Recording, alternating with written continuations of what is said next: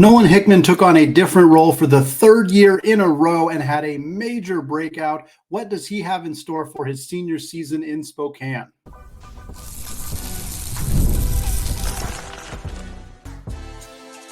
You are Locked On Zags, your daily podcast on the Gonzaga Bulldogs. Part of the Locked On Podcast Network, your team every day.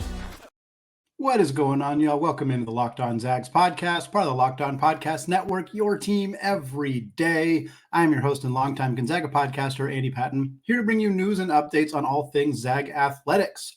Today's episode of Locked On Zags is brought to you by FanDuel. Folks, make every moment more. Right now, new customers will get $150 in bonus bets guaranteed. That's $150 win or lose. So visit FanDuel.com/lockedon today to get started. We are continuing our season in review series, discussing every player on Gonzaga's roster, going over their history, including how they did last season, breaking it down at times game by game. We're also going to take a look at what I said back in October when I was doing my preseason review episodes, discussing my best and worst case scenarios for Nolan Hickman. We're going to break that down, take a listen to what I said in the past with a little 3-minute video clip, and then kind of break down how he performed this year compared to those expectations. We're going to close out the show, talk about Nolan Hickman's senior year, what his role is going to look like, and what his future basketball playing career might look like. We'll start with some history. And Nolan Hickman has perhaps more history, at least Gonzaga-related history, than anybody else on this roster. He's a 6'2" point guard, initially from Sammamish, Washington, one of many players from the west side of the state of Washington to come out east to play for Gonzaga. Now, he did not take a particularly fluid route from the west side of the state to the east side of the state. First, he finished his high school basketball career at Wasatch Academy in Mount Pleasant, Utah. Part of that was COVID-related. Part of that was just being able to transfer and get an opportunity to play at one of those kind of basketball factory high schools like Wasatch is. And then he initially committed to Kentucky, was planning to play for John Calipari and the Wildcats, ultimately decommitted from Kentucky in late April of 2021 and committed to Gonzaga less than 2 weeks later, joined the Zags as a freshman ahead of the 2021-22 season, where he was a backup to Ryan Nembhard as a true freshman. He played 32 games, played about 17 minutes a game, averaged 5 points, 1.5 boards. He was a very efficient shooter inside the three-point line, but only shot about 31% from three as a freshman. Notably, really fell off a cliff in the second half of the year. Something that's not all that uncommon for freshmen, but it was very pronounced with Nolan Hickman in his first year in Spokane. And then as a sophomore, Ryan Nembhard's off to the NBA, and Nolan steps into the starting point guard role. So as a freshman, he played a backup point guard role, but also spent a lot of his minutes playing at the 2 alongside Ryan Nembhard. But as a alongside Ryan Nembhard. As a sophomore, he steps into the starting point guard role. And he plays 37 games, starts 36 of them, plays about 28 minutes a night, and improves in every facet, averages about a little under 8 points a game, about 3 assists, 2.5 boards, 1 steal. Efficiency went down as a 2-point shooter, was about 49% on twos, but he did improve as a 3-point shooter, up from 31% to about 35% as a sophomore. But here's the deal. This year, it didn't go all that well. Hickman's, as a starting point guard, it didn't quite gel. It didn't quite work. Gonzaga struggled at the point guard position all year long. They tried Hunter Salas there. They tried Rasir Bolton there. I don't want to say they exactly tried Drew Timme there, but they sort of were just kind of like letting Drew do whatever he wanted. If he got a rebound and wanted to take the ball up the court, he took the ball up the court. Like, they just kind of let him do that at that point. The Mark Few and the Zags had to make a lot of adjustments during that season to kind of mitigate some of the struggles that Nolan Hickman was having, dealing with pressure from opposing guards and just not really being able to as fluently get Gonzaga into their offense as Mark Few typically expects from his point guards. And so that led to an offseason where one of the first things Gonzaga did was secure Ryan Nembhard's little brother, Ryan, to come in and play point guard for Gonzaga this past season. So we knew that Nolan Hickman, for the third year in a row, was going to play a different role in Spokane. First, he was a backup guard who played kind of the 1 and kind of the 2. Then he was a starting guard who was primarily, basically exclusively playing point guard. And then his junior year, he was going to be asked to be a shooting guard, starting, but not playing the point guard position. And as you'll hear when we play that clip from an old episode, there was a lot of skepticism. Is Nolan Hickman going to be able to handle a different role for the third year in a row? Is he going to continue to improve? Is he going to regress? Is he going to stall out? What's it going to look like? And here's the deal. Nolan Hickman had the best season of his Gonzaga basketball career, and it was not close. He was the best version that we have seen of this young man by far during the 23-24 season. He averaged 14 points per game, 2.7 assists, 2.3 rebounds, and 1 steal per game. Assists came down a tiny bit, but that's to be expected. He was no longer asked to play a primary point guard role. Meanwhile, his points per game nearly doubled from 7.7 all the way up to 14. His 2-point field goal percentage increased as well with a much bigger volume of shot attempts around the rim. He also shot about 53% on those twos. And then the biggest thing that we saw developmentally from Nolan Hickman, his 3-point shot exploded. 41.3% from deep last year on over 5.5 or about 5.5 attempts per game. Nolan Hickman went from being a non-shooter as a freshman to a adequate shooter as a sophomore to a knockdown, lights out, you got to get a hand in his face 3-point shooter as a junior. Once the point guard duties weren't all on Nolan Hickman, he thrived. And there was a lot of praise for Nolan during the season, during the offseason leading up to the season, about how he was willing to adjust to a new role and was excited to have a point guard coming in. And all of it's true. And players don't have to, Nolan doesn't have a choice on roster construction necessarily, but some players sulk, some players don't treat somebody coming in to play the position they played the previous year all that well. Nolan, by all accounts, did treat it well. And maybe he was smart enough to recognize that it was going to benefit him too, because it did quite clearly throughout the season. He was a better player because he was not handling the primary point guard duties. And it took Ryan Nembhard a little bit of time to find that spot for himself. And we'll talk about that when we do our Ryan Nembhard review episode. But, he struggled in the first half of the year, him and Graham Ike trying to find their spot. And Nolan Hickman struggled a little bit at the beginning of the year too, but he was kind of a vital piece for Gonzaga throughout the season. He scored in double figures in 28 of Gonzaga's 35 games. Mind you, all 3 times they played St. Mary's, he did not. So if you take out those games, he scored in 28 of 32 of Gonzaga's games. He had double figures. He topped 25 times this season. He also had 19 4 times, so came very close to getting 10 20-point games this season because he also had a couple 18-point games as well. He did his best work against LMU, and folks, I don't think that's a coincidence. LMU, of course, rostered Dominic Harris last year. We know that Nolan Hickman probably heard a lot of people saying that they thought Dom should play over him last year, or the 2 years ago when he was the starting point guard. He did not take too kindly to hearing that, as he dropped 24 on 10 of 15 shooting against LMU. And then in the other game against LMU, he had 22 on 7 of 12 shooting. I think he had a very good time getting an opportunity to play against Dominic Harris. In just one of those games, Dom did not play in the other game, unfortunately. But regardless, Nolan Hickman did his best work against LMU. And again, I think that was very intentional on his part. The other big thing we saw from Hickman last year, he didn't have that late season lull. It was really prominent as a freshman, as a sophomore. It was really prominent in the NCAA tournament. I think he scored 6 of his 8 points in Gonzaga's opening round game against Grand Canyon, only scored 2 points in their other 3 games in the NCAA tournament last year.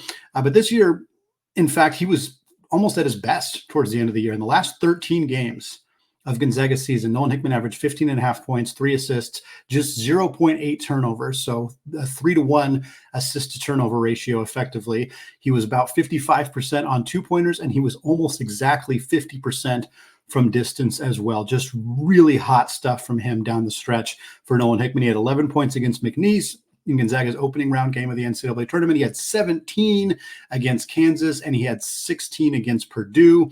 All that coming on 66% shooting on 2s and 47% from 3. Really nice to see Nolan Hickman have a strong finish to the season. What I want to do now is talk about how Hickman's performance compared to the best and worst case scenarios that we laid out in the preseason. And we're going to talk about that in just a second. But first, I want to tell you that today's episode is brought to you by Monopoly Go. Folks, I've been told I'm a competitive person, and let's be honest, it's true. I have a competitive side, as we all do, and my competitive side is a big fan of Monopoly Go. I'm sure you've heard of it. It has now been downloaded over 150 million times, and it is a great twist on Monopoly where you play on not one, but hundreds of Monopoly boards in crazy locations, building up amazing cities that bring you big money. But the best part is getting to mess with my friends. I can charge them rent on my iconic properties, just like classic Monopoly, but now I can also rob their vaults of riches for myself. And the leaderboards show me who the biggest Monopoly tycoon is. But it's not just my competitive side that loves it. You can team up with friends and people all around the world in time tournaments to earn huge rewards. So get in the game and join your friends. Download Monopoly Go now free on the App Store or Google Play Store.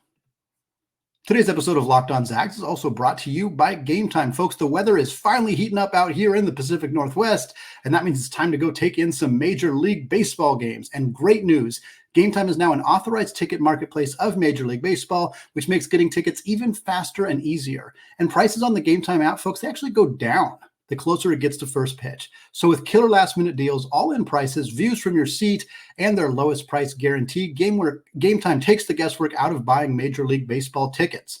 And one of my favorite features on the Gametime app is their last-minute deals, where you can save up to 60% buying last-minute tickets, not only for sporting events, but for concerts, comedy, and theater as well.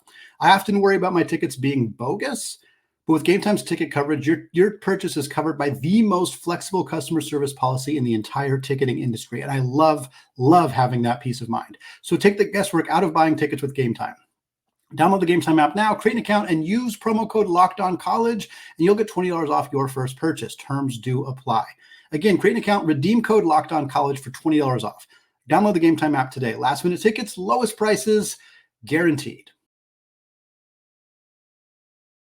All right, folks, segment 2, still Andy Patton, still Locked On Zags podcast. We're still doing our Nolan Hickman season in review episode, talking all things Nolan Hickman here as we look towards the future. We talked about his past. We talked about his last season, that breakout campaign that we saw from him. But what I want to do now is I'm going to play a 3-minute clip of an episode recorded on October 25th, 2023, that was discussing Nolan Hickman's best and worst case scenarios for this upcoming season. I'm going to play a part of the clip from the best case scenarios, part of the clip from the worst case scenarios. We're going to analyze where Nolan Hickman fell in between those two tent poles. So here we go. This is the clip from Nolan Hickman, or from me in October, talking about Nolan Hickman. Well, in a best case scenario, it means that he seamlessly adjusts to an off the ball role for the Zags. That's the best case scenario. A Nembhard-Hickman backcourt just goes off without a hitch. There are no issues. Nolan Hickman not having the ball in his hands, not having the pressure of being the primary ball handler, allows him to flourish. In a best case scenario for Nolan Hickman, he flourishes in an off-ball secondary creator role. Mark Few loves having 2 point guards. The 2 teams that have been in the national championship game started Nigel Williams-Goss and Josh Perkins, 2 point guards, Jalen Suggs and Andrew Nembhard, 2 point guards. This is what Mark Few likes to do. And in a best case scenario, Nolan Hickman being the other point guard, the secondary point guard, is a better role for him and Ryan Nembhard play together seamlessly. The best case scenario for Nolan Hickman is that his uptick as an outside shooter continues. He went from 31 to 35%. This year, he's 40 plus. It's a 41, 42, 44% three-point shooter from deep because he is getting more open looks, because he has a legitimate facilitator around him in Ryan Nembhard, because defenses have to focus on Anton Watson and Graham Ike down on the block. Nolan Hickman gets a lot of open looks from 3, and in a best-case scenario, he is knocking them down. The best-case scenario is that Nolan Hickman is this team's primary on-ball stopper as a guard. Anton Watson's going to handle a lot of serious defensive responsibility because of his 4 years of incredible defensive work. But in the best case scenario, when Gonzaga needs a stopper on a guard, that's Nolan Hickman. And that he uses his strength, he uses his high basketball IQ, he uses his quick hands to be an elite on-ball stopper, an elite defensive player for Mark Few and the Bulldogs. The best case scenario for Nolan Hickman is that he is an all-WCC caliber performer. The first team is not out of reach. What are the worst case scenarios for Nolan Hickman? Well, it's that this doesn't work. Simply, it's that. A 3rd straight year with a role change stunts Nolan Hickman's growth. He goes from being a backup 2 guard who occasionally plays point guard to being the starting point guard to now being the starting combo guard. And all of those changes, all of those adjustments take a toll on Hickman, and his development is stunted. The decreased efficiency we saw in 2-pointers, it went from 60% to 49%, remains. He doesn't improve that efficiency. He's still below 50% on 2-pointers. Additionally, that 3-point percentage tick that we saw last year comes back down to earth. He's a 49% shooter on twos. He's a 31% shooter on threes. That's the worst case scenario, is that being in a new role, being asked to do something differently, dramatically decreases Nolan Hickman's efficiency as a scorer. The worst case scenario is that he just doesn't play well with Nembhard, and the lack of size between the two of them, the lack of, or just the inability of the two of them to kind of jive together on the court makes it hard for Mark Few and the Zags to play them both at the same time. All right, thanks to Andy from the past there to talk about Nolan Hickman and what we thought coming into the season. And folks, it's pretty rare that we're universally on the best case scenario, but that's more or less the case here. When you talk about the things we talked about in that 3-minute clip, the best case scenario is that Nolan Hickman and Ryan Nembhard backcourt works smoothly. Check. Absolutely the case. It took them a while to get going, but that was a starting lineup that had a whole bunch of new pieces. Hickman playing a new role, Watson playing a new role, EK and Nembhard new to the team, Dusty Stromer stepping into that starting role unexpectedly. It was not surprising that the Gonzaga team had so many issues early in the year, just kind of gelling. Once they figured it out, though, very, very smooth sailing. The best case scenario was for Nolan Hickman to flourish without the ball in his hands. Check. That absolutely happened. It felt like he got much more comfortable in catch and shoot situations as a secondary creator, just going to the basket when the opportunity presented itself. He looked and felt and seemed all around much more comfortable on the basketball court. And I think we can safely assume that the role shift had a lot to do with that. We talked about him improving as an outside shooter. Check, who was up 41% from three this year on an increased volume of outside shooting as well. We also talked about him becoming an on-ball defensive player. And that's not an area that we really addressed all that much with Nolan Hickman, but I do think that we saw him improve as a on-ball defensive player. And that's going to be a big part of his storyline for next year as this team loses Anton Watson. And certainly Watson and Hickman are not typically guarding the same players, but I do think there's going to be a little bit more pressure on Hickman defensively because of that next year. But what we saw from him this past season was an increased performance defensively, I think because there was a little less pressure on him offensively. We talked about him being an all-WCC first teamer as the best case scenario, and you could argue he probably should have been. He was named an all-WCC second teamer. I think there's a very strong argument that his performance this past season merited inclusion on the first team, but he did not get that. But the WCC always likes to give at least one or two Gonzaga players a bit of a chip on their shoulder heading into the next year. So perhaps that'll be the case here with Nolan Hickman. And like we said, the worst case scenarios, we were concerned that his growth would be stalled because of another role change. That did not happen. He improved in basically every single way as a performer. Concerned about efficiency decreasing because he's got a higher volume. Not the case at all. More threes, but still at a better percentage. And there was also just concern that, in particular, the size of Gonzaga's backcourt would be a problem. And I'm not going to pretend that there weren't certain games where that presented itself as an issue because Gonzaga started 2 point guards who just weren't very big. And I think that it did cause Gonzaga some problems in specific matchups. I think it was an issue against Santa Clara in particular, part of the reason that they struggled against that team. But ultimately, I don't think it presented itself as anywhere near what we talked about being the worst case scenario for Nolan Hickman. So what does this mean for Nolan Hickman as his senior year approaches? What does the future hold for the Seattle area guard? We're going to talk about all that in just a second.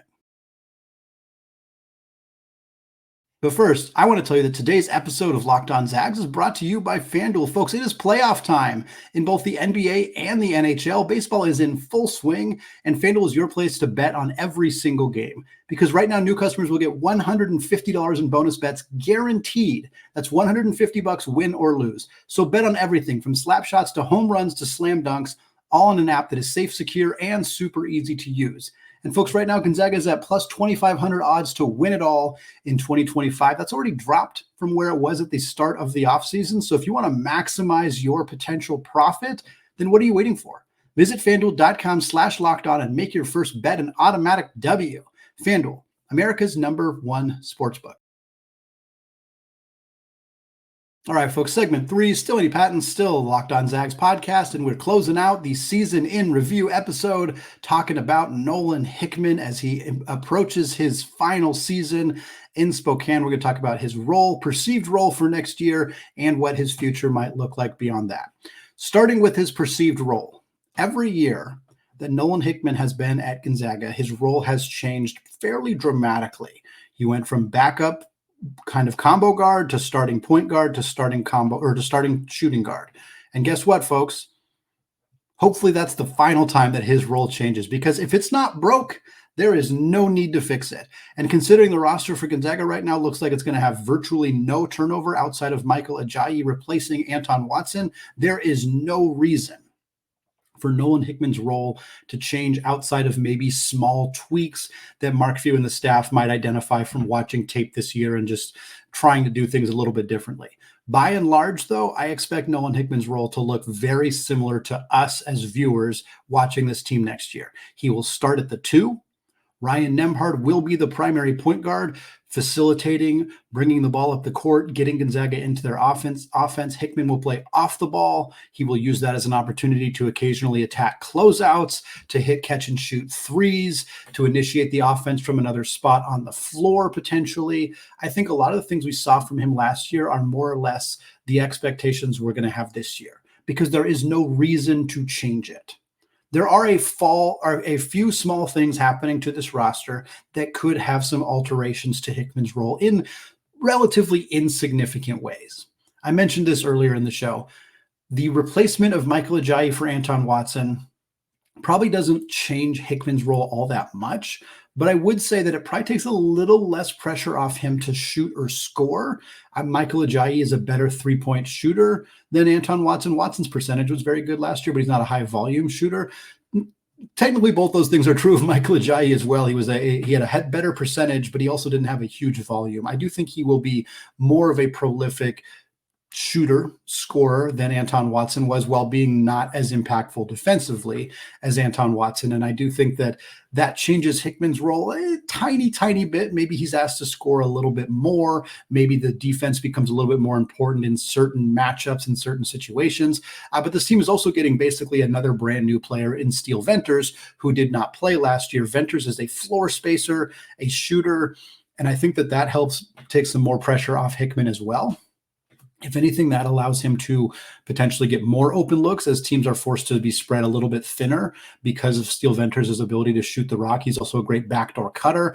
I think that could help Gonzaga their offense just be a bit more fluid, a bit more spread out, a bit more difficult to defend, which should help everybody a little bit. But again, Venters not a great defensive player either. So I think there could be some lineups where Hickman is maybe asked to handle a bit more defensively, because again, if Steele Venters and Michael Ajayi are on the floor as opposed to, Anton Watson and Dusty Stromer, then, it's just going to be a little bit different for Hickman. And I think he's going to be asked to do a little bit more. So those changes maybe are slight alterations to Hickman's role, but for the most part, I think we're going to be looking at a Nolan Hickman who's going to be asked to do more or less the same things as what he did last year. And hopefully he does it at the same or even better levels of efficiency and production in his senior year. But what's the future hold? What's after that? There's no more COVID eligibility. Nolan Hickman will be here for 4 years, and that is it. He is not going to get a 5th year. He is not going to be granted any extra time in a Gonzaga uniform. So this upcoming season will be the last for Nolan Hickman in Spokane. So what does that mean for him going forward? I see him getting an invitation to something like the Portsmouth Invitational Tournament. That's where Rasir Bolton played a few years ago after he graduated. Tyler Robertson from Portland has played in the event this year. A lot of good seniors who are out of eligibility or unlikely to return to school. Next year, it'll just be guys out of eligibility because we won't have to deal with all this COVID wonkiness. So a handful of select seniors get invited into the Portsmouth Invitational every year. It's a good opportunity for scouts to watch guys who maybe aren't like obvious NBA draft candidates to kind of see, is this a guy we signed to a two-way deal? Is this the guy we invite in for summer camp?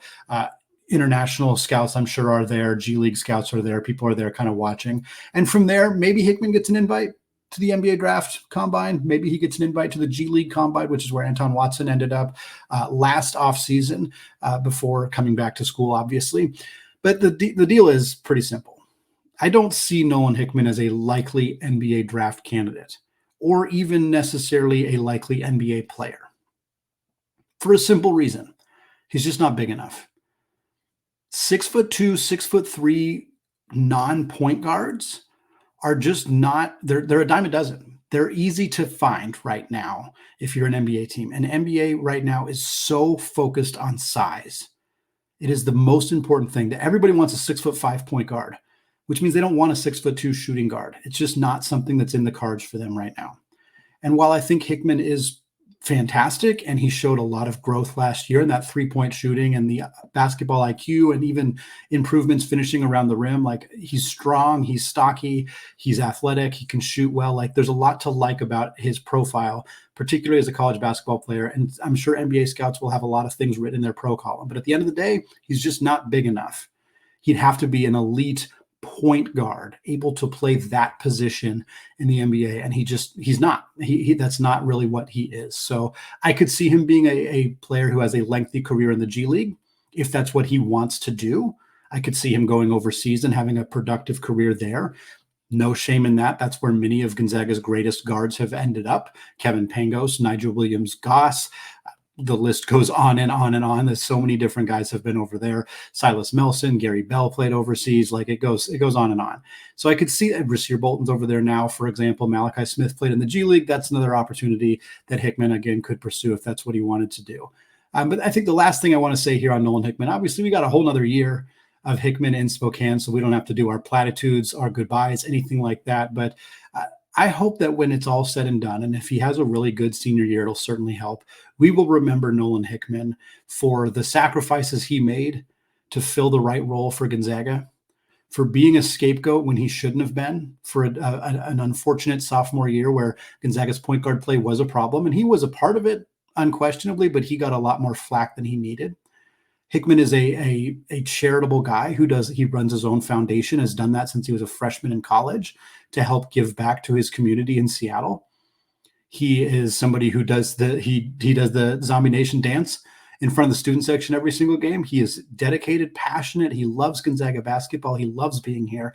And I sincerely hope we remember that and cherish that as we watch his final year of college basketball. Anton Watson got kind of a hero treatment throughout the year for it being his fifth and final year, Spokane kid. And Hickman certainly isn't quite as connected to Spokane, just because he, didn't grow up in Spokane the way Watson did. But I hope that we treat him similarly coming into his senior year, because I think he deserves a lot of praise for being willing to make some of the adjustments that he has made. And of course, for breaking out and being a big shot hitter at key times for Gonzaga down the stretch in his junior year.